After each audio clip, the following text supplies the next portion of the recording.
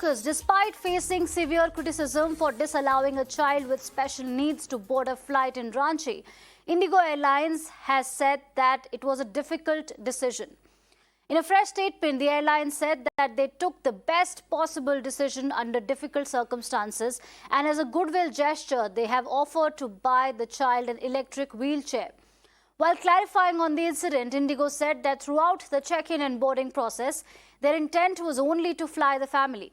However, at the boarding area, the teenager was visibly panicking.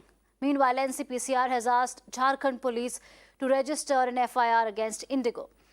Now, let's tell you what really happened. On May 7th, a 13-year-old child was denied boarding an aircraft at Ranchi airport, where the family was taking a flight to Hyderabad. Because of his special needs, he developed anxiety, and the family tried to calm him down.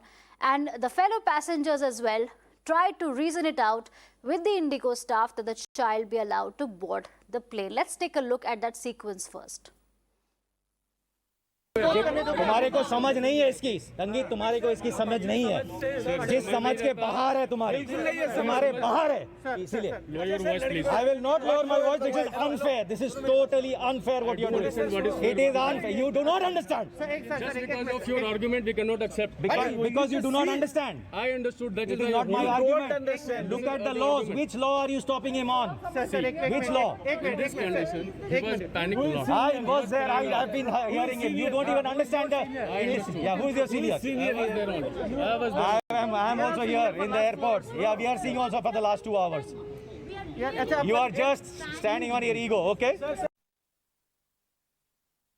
There are two statements that IndiGo has come out with so far. In the first statement, the IndiGo Airlines officials tried to suggest that, the child could not board the flight because he was in a panic mode, and they did not want to really threaten the safety of other passengers. He posed a threat to other passengers' safety. This is what IndiGo had mentioned in the first statement. On the other hand, the second statement that has been released today, in that statement, IndiGo is trying to suggest that, it was a very difficult decision they had to make because of how the condition of the child really was. Like you rightly mentioned, IndiGo is expressing sincere regret. It's also offering the family to have an electric vehicle from their behalf. But on the other hand, the passengers that we've been speaking to, they tell us that, the condition of the child wasn't that bad. They could have approached the airport doctor and they could have found whether the child is fit to fly or not. Why did the airline take a decision like this? Because usually you are not allowed to board an aircraft after the security check-in also if you are an unruly passenger. Was this child an unruly passenger? Is the question that passengers today are asking who were also traveling from Ranchi to Hyderabad in that particular flight. All right, so this evening we are making a conscious effort to understand the children with special needs and their mental health, because what happened at Ranchi airport is a bad reminder of how our system needs to be sensitized. It's a grim reminder how we as people need to deal with these things. And in the video you must have seen that those fellow passengers were requesting the authorities to allow the boy and his family to board the plane. To understand this better, I'm joined by Mugdha Kalra, who's founder Not That Different, and I'm also joined by Dr. Chinu Agrawal, who's a psychologist and a psychotherapist. First, I would like to start this broadcast with Mugdha Kalra. Thank you so much, Ms. Kalra, for speaking to Mirror Now and making time. When you watched this video, what was your first reaction? Do you think that you could relate to it? Do you want to share your own experiences as to how, when you traveled with your child, what kind of challenges did you face? Thank you, Archana. Thank you, Mirror Now, for giving us a platform to talk about this very important issue. Let me tell you something. For me, while it has been one of the most unfortunate incidents and heartbreaking incidents that I have seen in recent times, I really have to say the silver lining for me were the passengers who rallied for this family. the parents showed utmost dignity and they were so graceful, and the child was sitting quietly on that wheelchair, and he just witnessed whatever was happening. But for me, the silver lining was that at least there was this force of people who were behind this parent, in spite of which IndiGo did not act on empathy, and they did not let this child and his family board the aircraft. Yes, the first reaction is always that of disappointment and hurt. And I can tell you that when it happens to one parent with special needs child, the entire community feels very strongly about it. You have to see what is happening on the support groups and the WhatsApp groups and the support circles that we all run, how livid parents are. But at the same time, I don't want a resignation, a suspension, an apology.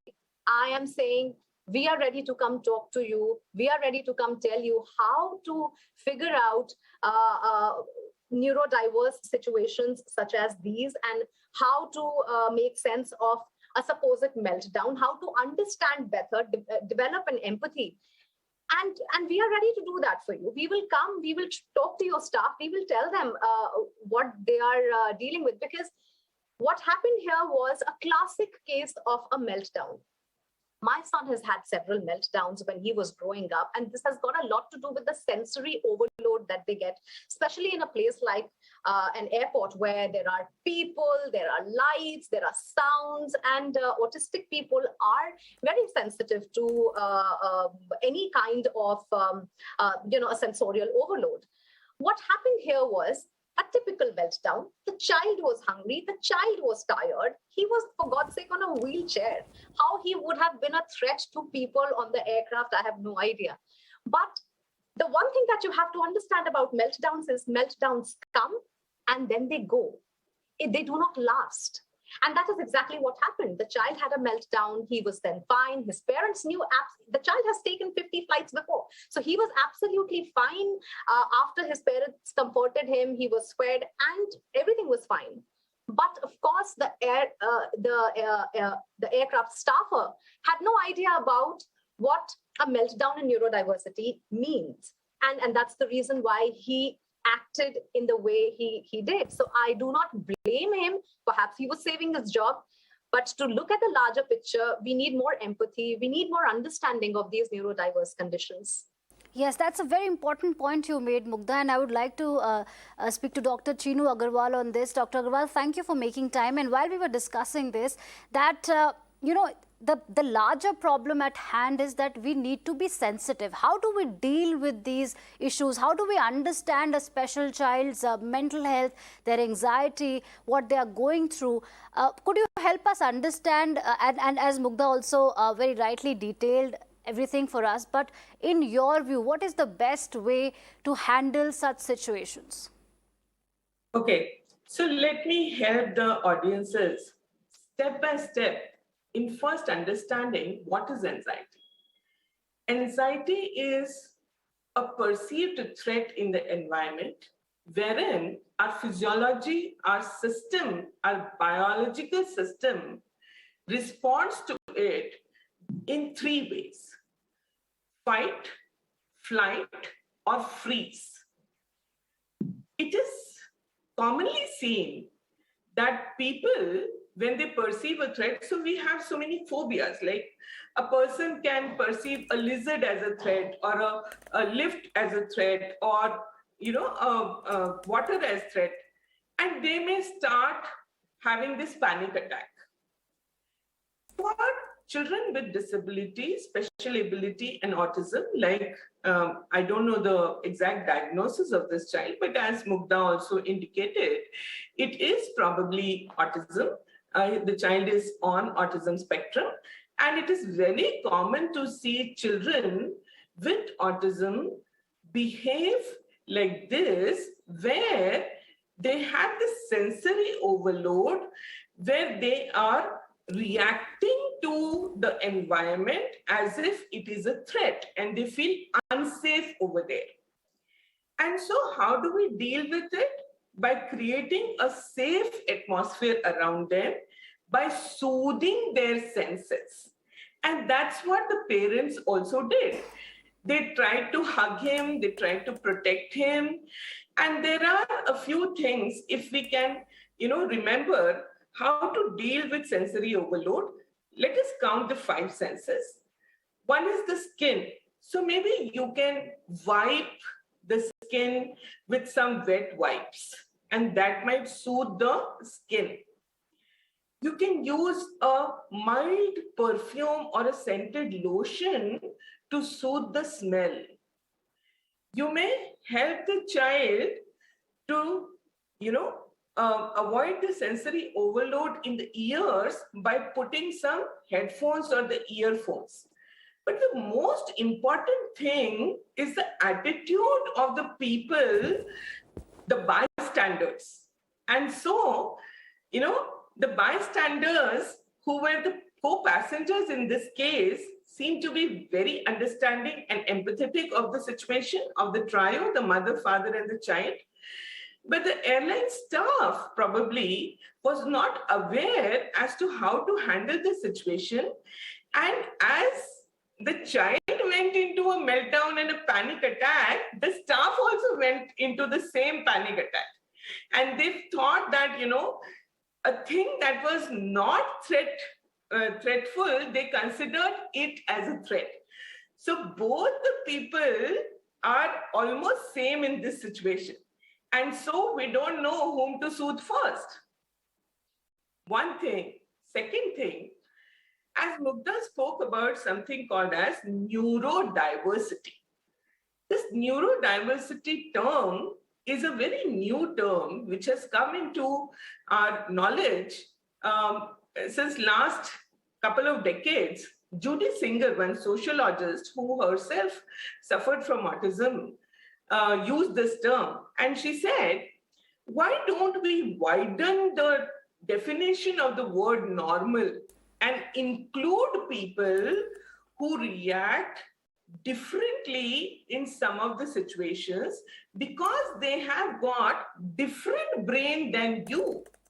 And how is it that you always want to push their behaviors into typical box and you say that because I am behaving like this, you also have to behave like this?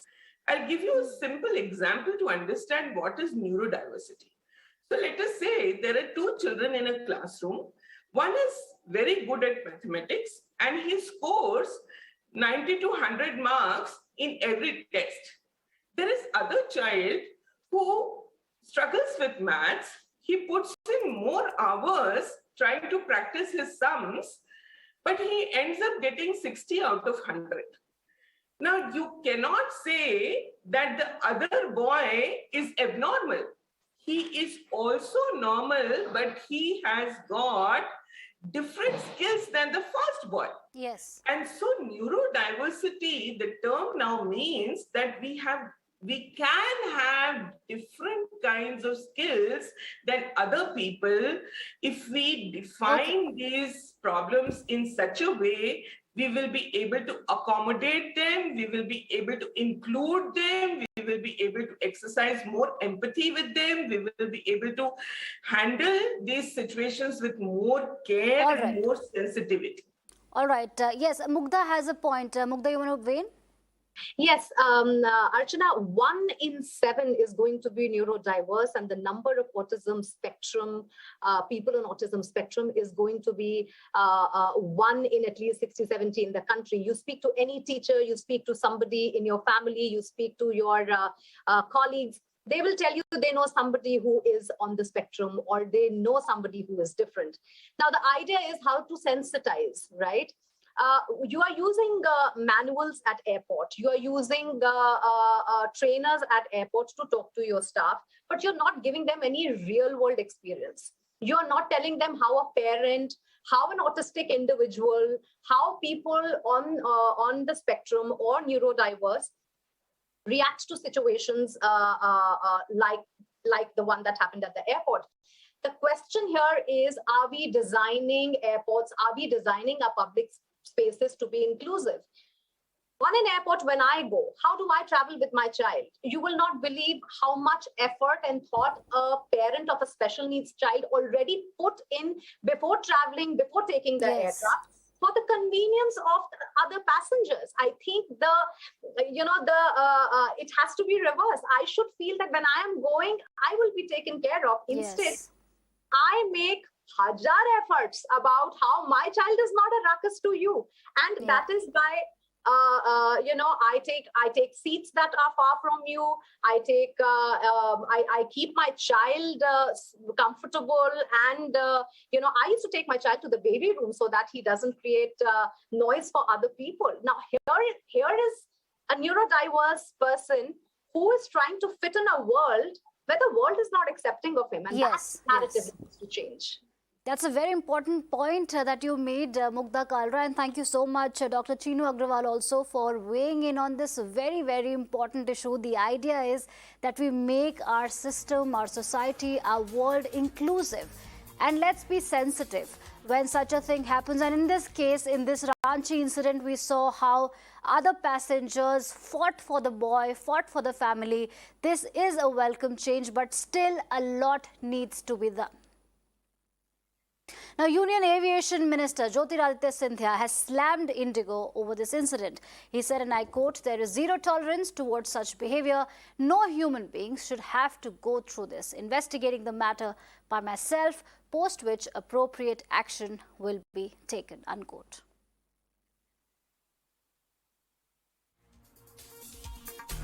On that note, we'll slip into a short break. Stay tuned. We'll be back.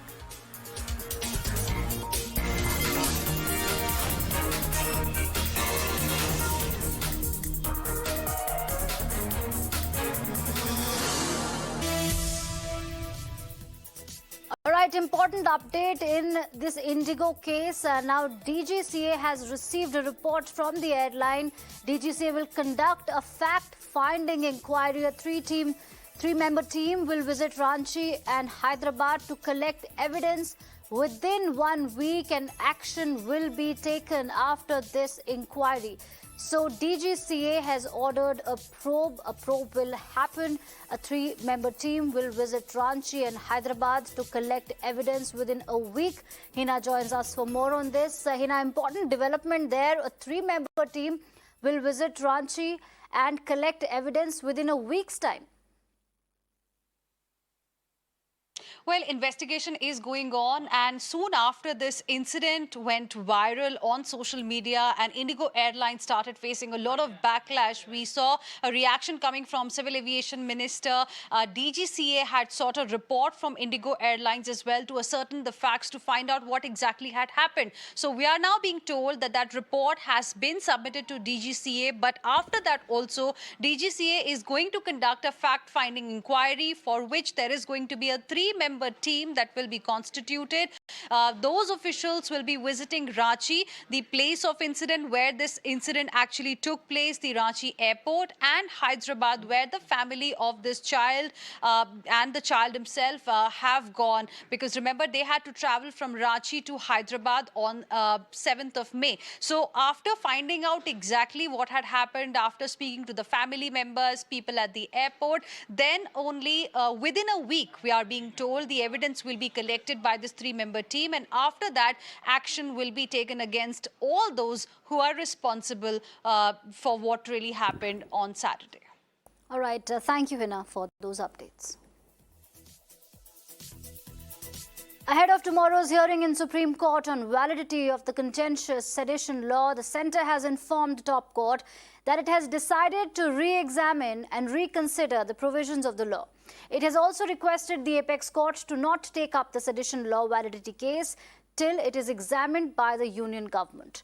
Earlier, the government had maintained that sedition law shouldn't be struck down. Instead, its misuse must end. See, ahead of tomorrow's crucial hearing, this is the submission, or rather the request the central government is making before the Supreme Court. Remember what was slated to happen tomorrow. Tomorrow, the Supreme Court three-judge bench composition would have gone ahead and decided whether the question of retaining the constitutional validity of sedition law should be referred to a larger bench composition which had earlier ruled in 1962 to retain sedition law in India, to even reconsider or have a relook at that 1962 judgment of Kedar Singh, a larger bench composition of 7 or 9 justices of the Supreme Court would have been required. But now, like you rightly mentioned, the central government has requested the Supreme Court to defer the consideration of sedition provision in India, saying that the government of India on its part has decided to re-examine or re-evaluate the constitutional provision of sedition law. Amid the worsening crisis in Sri Lanka, Prime Minister Mahinda Rajapaksa has stepped down. This comes just moments after a nationwide curfew was imposed in the island nation. Earlier today, clashes broke out between rival political camps in the capital, Colombo. At least 78 people were injured in this violence, which reportedly broke out after ruling party supporters attacked crowds protesting at the government's handling of the economic crisis. Meanwhile, Vistara airline has suspended all flights to Sri Lanka. Remember, for about a month now, Sri Lanka has been facing acute shortage of food, fuel, medicines and electricity supply. This is Lanka's worst economic crisis since gaining independence in 1948. All right, for more on this, I'm joined by Srinjoy on the broadcast. Srinjoy, thank you for joining us. It is a very big development that Mahinda Rajapaksa has quit, given the kind of anger that was spilling on the streets of Sri Lanka against the Rajapaksa family, against the government, against the president, and now Mahinda Rajapaksa has quit. Yes, it's very important to note that Mahinda Rajapaksa has just quit. His quitting leaves Gotabaya Rajapaksa, the president, the last Rajapaksa in the government. But the important point is a question. How different will the economic crisis be now that the Prime Minister has resigned? The crisis remains, and it's still a very difficult situation for Sri Lanka, because at this point, there is no food, there are no medicines, there is very little fuel. So it's a huge problem. Now, how this can be sorted out is really the big question. Yes, there was talk, there was a demand for his resignation, and he has resigned. But it will not stop the agitation. Even the emergency may not stop the agitation. The important thing to see is how the people of Sri Lanka are helped. If there are no medicines and there is no food and there is no fuel, how can the government help out? And most importantly, how can Sri Lanka help and sort out this terrible economic crisis? All right, thank you, Srinjoy, for these updates. Amid deepening crisis, 2 including ruling party MP have been killed and 139 people have been injured in Sri Lanka. This is the latest as far as the situation in the island nation is concerned, that witnessed clashes today, deadly clashes today after emergency was declared on Friday, and today a nationwide curfew has been imposed because 2 politically rival groups clashed with each other and over 100 people have been injured. A ruling party MP has been killed and the situation is very tense in the island nation. Prime Minister Mahinda Rajapaksa has also resigned. Bulldozers are back in the national capital, this time in Shaheen Bagh, the site of protest against the Citizenship Amendment Act. The area saw high drama today as the civic body workers carried out an anti-encroachment drive. The move triggered protests from Shaheen Bagh residents. Political leaders like AAP's Amanullah Khan also landed up at the location. The drive at Shaheen Bagh comes days after a similar bulldozer demolition was witnessed in riot-hit Jahangirpuri. The CPM filed a petition over today's demolition in Supreme Court. However, the top court refused to intervene, saying, and I quote, "The pleas filed by a political party and the court is not a platform for all this," unquote. There are 2 or 3 aspects which are very important to understand. One aspect is that how this demolition drive has started, how this and why the municipal corporation geared up to do or conduct this kind of drive. Remember, Jahangirpuri violence had happened, and after that, MCD, which was sleeping for several years, then again, then they just awake at that point in time, and then they started this anti-encroachment drives. So that's why they are now being pulled up, and they are now being cornered by the opposition party, that these kinds of demolition drives are being happening, and they are all selective demolition that is happening in especially specific communities, people, those who are staying on those particular areas. Definitely why this anti-encroachment drive had happened today, it's completely confused kind of drive, because when we reached over there, when the bulldozer reached over there, they did not find a single encroachment, and they did not demolish any of that particular part. Yes, there was politics happened, because many of the local leaders reached over there, and everybody tried to take the mileage of all the activities that is happening, because the opposition, the Congress particular leaders there, the Amanatullah Khan with his supporters, who is Aam Aadmi Party particular MLA of that particular area, they also reached, and yes, some BJP workers also reached over there. So everybody was trying to take the mileage out of it, but definitely it is the common man, those who are staying over there, very poor people also stays there over there. If the MCD is knowing of the fact there is encroachment is happening, then why they did not come earlier, why they are coming out now?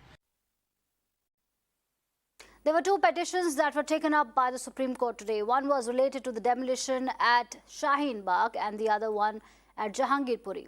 In the latter, the court maintained that status quo on Jahangirpuri demolition will stay. This means no bulldozer drive at Jahangirpuri till the next date of hearing.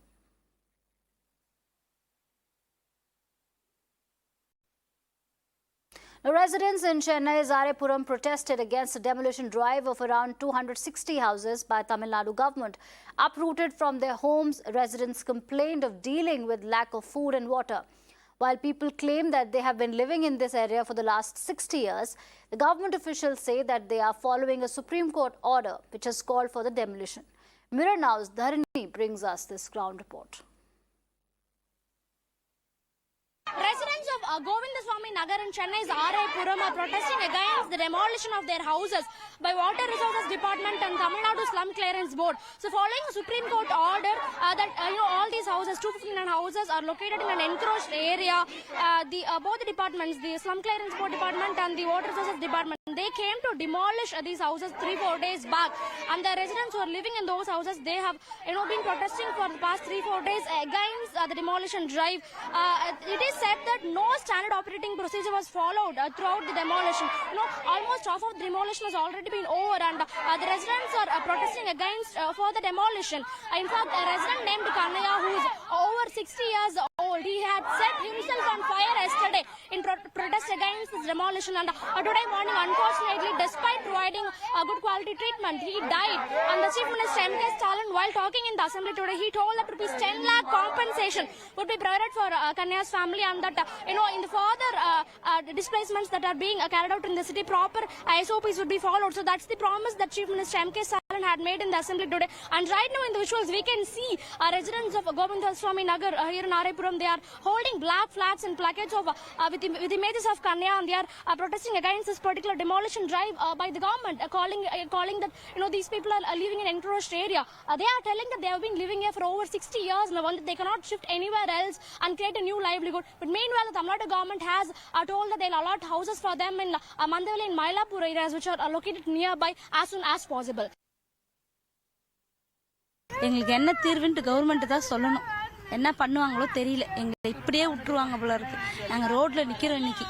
அனாதை மாதிரி உட்கார்ந்துட்டு இருக்கோம். இப்படியே தான் உட்கார்ந்துட்டு இருக்கோம். கஷ்டமா இருக்கு. ஏதோ இடிக்காத வீட்டுல போயிட்டு வரோம். தண்ணி இல்லாத ரொம்ப கஷ்டமா இருக்கு. இடிச்சவங்க இந்த ரோட்ல உட்கார்ந்துட்டு இருக்கோம். எங்க நிலைமை இந்த மாதிரி இருக்கு. இது கிடையாது. ஏன் ஓட்டு போட்டு தானே நாங்க வர வச்சோம். அவங்க எல்லாம் நல்லா இருக்குன்னு நாங்க வர வச்சோம். எங்களே இப்படி பண்ணா நாங்க என்ன பண்ண முடியும்? அன்னைக்கு வந்து எல்லாரும் கையெழுத்து கும்பிடுறாங்களா, உங்களுக்கு பட்டாக்கி இன்னைக்கு எங்க நடு ரோட்ல நிக்க வச்சுட்டாங்க. நாங்க அடுப்ப தச்சு சோறாக்கி வைத்துடுறோம். நாங்க ரோட்ல ரொம்ப கஷ்டம் தானே. எங்களை போக சொன்னா நாங்க இங்க இருந்து போக மாட்டாங்க. இங்க தான் இருக்கணும். எங்களுக்கு எங்கன்னா சுத்து வட்டத்துல வீடு தரணும். அப்பதான் நாங்க இங்க இருந்து செம்மஞ்சேரி போனா செம்மஞ்சேரில இருந்து ஸ்கூல் காலை வர முடியுமா? வர முடியாதுல்ல. இங்க அடிப்படை வசதிகள் எல்லாம் இருக்கு. இங்க எதுவுமே வசதி இல்லை. இப்ப வீடு இடிச்சோன்னு எதுவுமே இல்லம்மா. பாத்ரூம் இல்ல, சாப்பிட்றதுக்கு இல்ல, எல்லாமே மாட்டிச்சு மண்ணுக்குள்ள.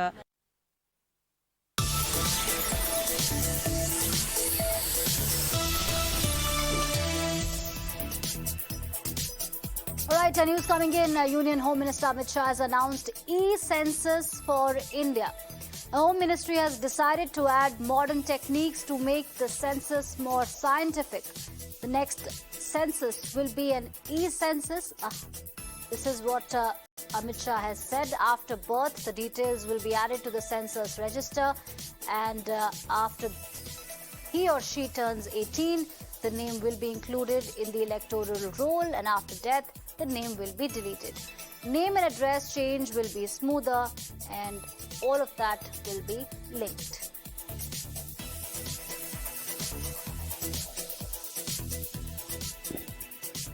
All right, let's get you the latest international updates. As COVID cases surge in Beijing, officials are banking on quick response as a measure to tackle the crisis. Beijing Municipal Corporation says that they will identify high-risk spots and implement regulations to ensure no cases are missed.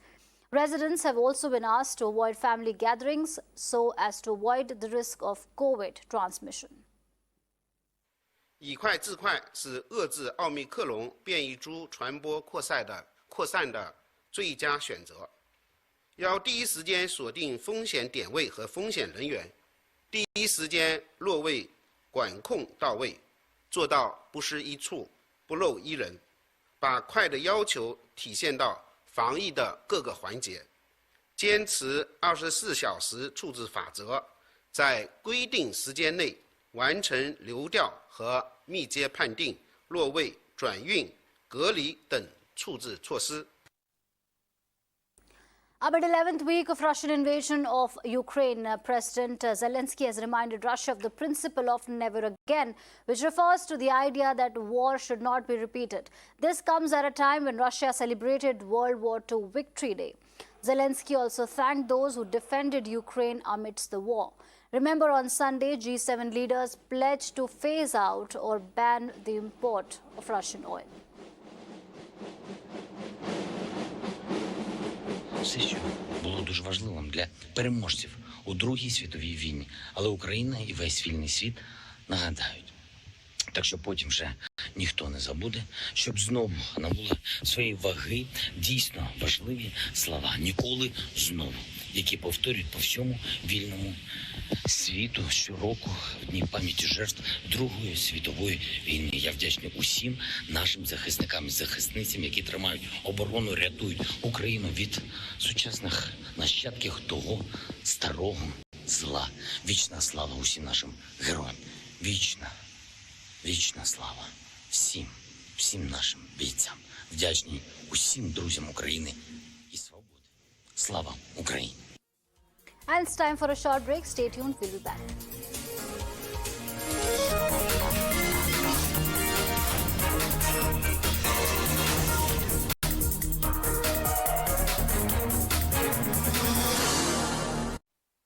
A few hours of rain in Karnataka has once again exposed the messed up infrastructure. The downpour has exposed poor infrastructure in the IT capital of the country. Parts of a newly inaugurated stadium roof collapsed. It was inaugurated on March 1st. Meanwhile, in Udupi, a floating bridge that was unveiled last week got washed away. Potholes they have to close. Then only I think that rainwater won't stand. Buildings, yeah, definitely. When there's some seepage will be there. So definitely that all water will go inside. What I personally feel is, especially when I'm generally returning from my work, that is a time when I'm generally in hurry, and especially if it's raining at that time, it really becomes an issue because the road is clogged, and I ride a bike. So everywhere I'm going, I don't know where the potholes are, and many of the roads have potholes. So if I'm driving, especially if I'm in hurry and the road is covered with water, it's generally very difficult to know where the potholes are, and that leads to a lot of accidents. You have to do this better infrastructure because of the, the wrong construction, wrong this one. The management is very rare means you have to change that all this one. I think this goes back to history in terms of infrastructure planning in Bangalore, which has taken a long time. But I guess it's a matter of time since infrastructure is getting into place. A classic example to show you how the taxpayers' money is being wasted in Karnataka. I'm standing here in Bengaluru's HSR layout at the Atal Bihari Vajpayee Stadium. This was inaugurated by the Chief Minister himself about a month ago. On the 1st of March, there was a grand inauguration ceremony. You can see, of course, a volleyball court, a badminton court, a basketball court, and even a coco court available. But here I'm standing at the area where, there is a gallery made for the people to sit down and watch the matches. And last night, after a little bit of rainfall, you can see the kind of damage that the roofing structure has taken. The entire metal structure has collapsed onto the roadside. There are cranes that have come in now to lift this entire structure. And it's not just, the roofing. It's the entire metal structure in itself that has bent and fallen down because of the rains. Now, these sort of structures are built to sustain heavy rainfall, last for several years. But this is an indication of the poor quality of material that has probably been used that has led to this entire structure collapsing. From the metal to the cement, you can see, and the tiles, all of it is coming apart. You can see even now, just doing this, you can see even the cement that was inside now almost looks like powder. Not just, this particular structure that has probably taken an impact because of the rain. When we walk across this stretch, there are several tiles that are coming apart, giving you an indication of the poor, quality of material that was used and the poor planning in itself of this particular, setup that has been created. As loudspeaker row now echoes in Karnataka, State Home Minister has issued a warning. He said that strict action will be taken against all those who disrupt law and order. He also stressed that Supreme Court directives should be followed strictly in the state. This amid right-wing organizations alleging that Karnataka government has not implemented Supreme Court's order on loudspeakers.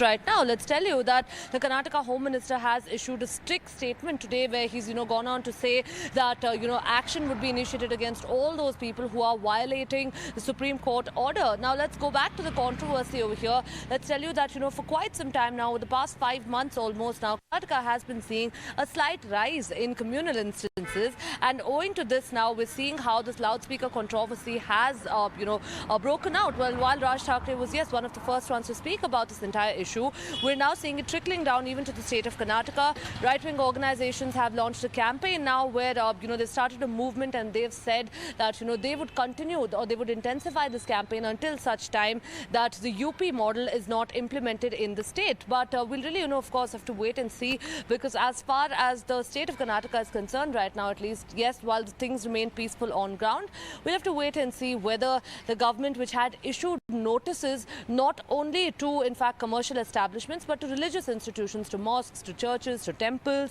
We'll have to wait and see whether this government, of course, follows up on that action of the notice and whether decibel levels in these institutions are brought down or not. Shares reserved for qualified institutional buyers, including banks and mutual funds, in LIC public offer was subscribed fully on Monday morning, taking the overall subscription of the issue to a little over 2 times. LIC reduced its IPO size to 3.5% from 5% decided earlier due to the prevailing choppy market conditions. Even after the reduced size, LIC IPO is still the biggest initial public offering ever in the country. LIC IPO के subscription का आज आखिरी दिन है और interestingly इस IPO को retail policy holders और एम्प्लॉय कोटा से बिल्कुल ज़बरदस्त रिस्पांस मिला है। आपको याद होगा जो पॉलिसी होल्डर्स का कोटा था वो डे 1 ही ओवर सब्सक्राइब हो गया था और उसके साथ साथ एम्प्लॉयज़ और जो रिटेल का कोटा था उसके बाद ओवर सब्सक्राइब हुआ। साथ ही साथ कुछ स्पेशल इनिशिएटिव्स भी लिए गए थे इस IPO के लिए और उसमें इंक्लूजन था सैटरडे और संडे को IPO का खुला रहना। इनफैक्ट संडे को सारे देश भर में जितनी भी एसबा रिलेटेड ब्रांचेस हैं वो सारी बैंक की ब्रांचेस खुली थी ताकि अगर किसी भी रिटेल इन्वेस्टर्स को IPO के बारे में जानना हो और अप्लाई करना हो तो वो वहां पर विजिट करके कर सकता है। और इसका थोड़ा ही सही लेकिन इंक्रीमेंटल रिस्पांस जरूर आया ग्राउंड से और इसलिए जो IPO है उसको रिटेल कोटा से अच्छा रिस्पांस मिल रहा है। The rupee extended its losses and touched an all-time low of 77.42 against the US dollar in early trade today. The rupee was weighed down by the strength of the American currency. At the interbank forex, the rupee opened at 77.17 against the dollar, then lost ground to quote at 77.42, registering a fall of 52 paise from the last close. On Friday, the rupee had slumped 55 paise to close at 76.9 against the US dollar.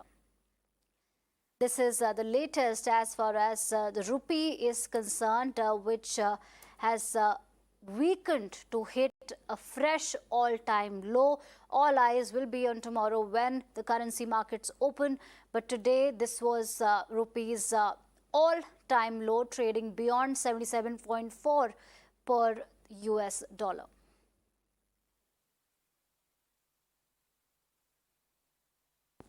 Now, ahead of tomorrow's hearing in Supreme Court on the validity of the contentious sedition law, the centre has informed top court that it has decided to re-examine and reconsider the provisions of the law.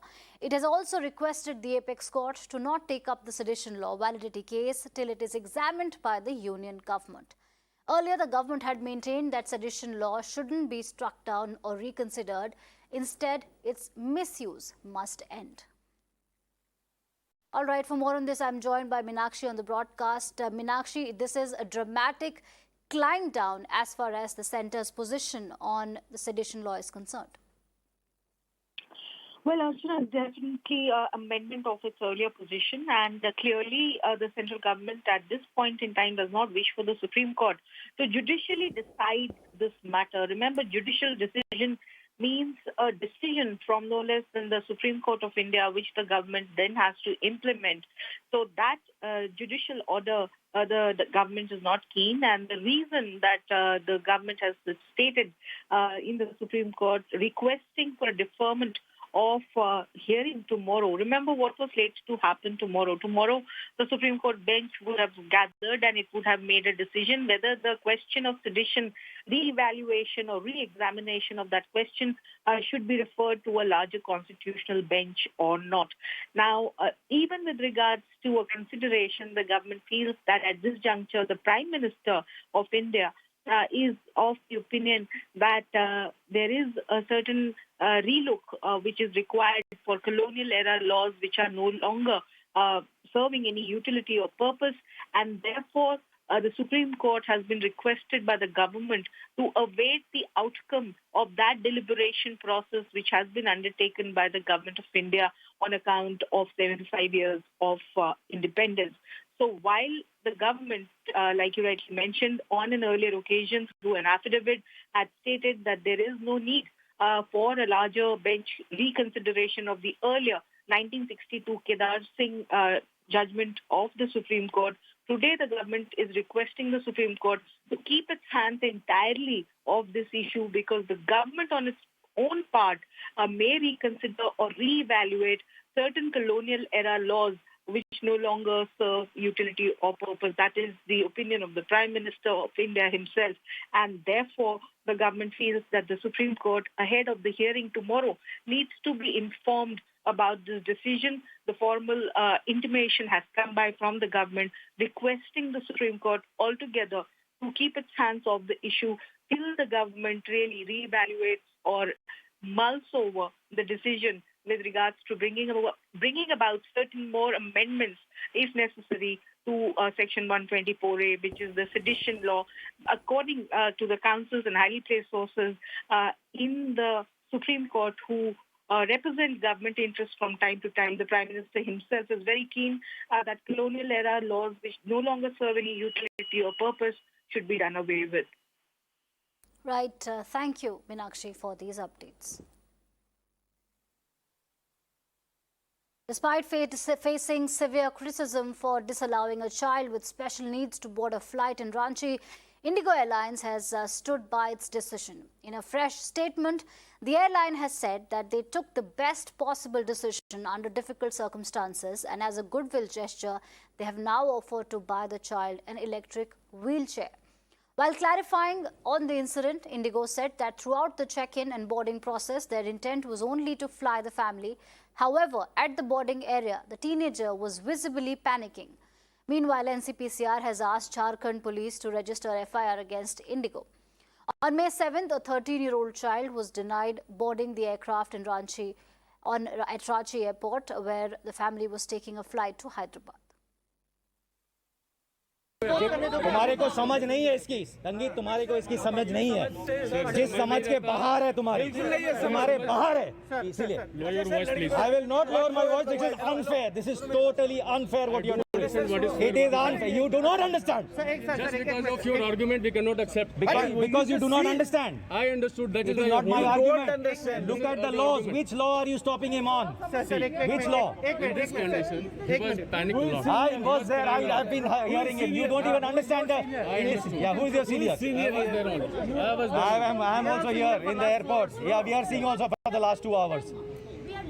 You are just standing on your ego, okay?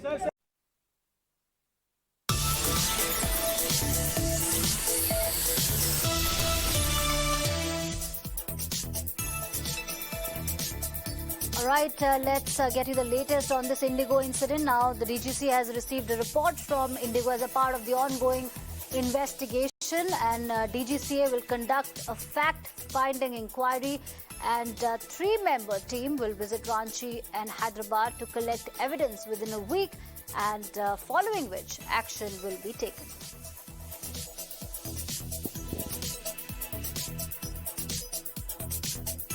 Bulldozers are back in the national capital, this time in Shaheen Bagh, the site of protests against the Citizenship Amendment Act.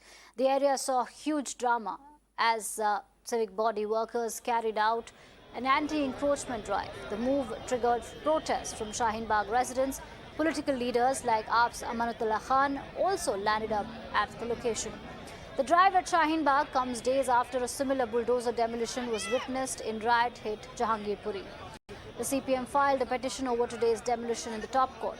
However, the court refused to intervene, saying, and I quote, "The pleas filed by a political party and the court is not a platform for all this," unquote.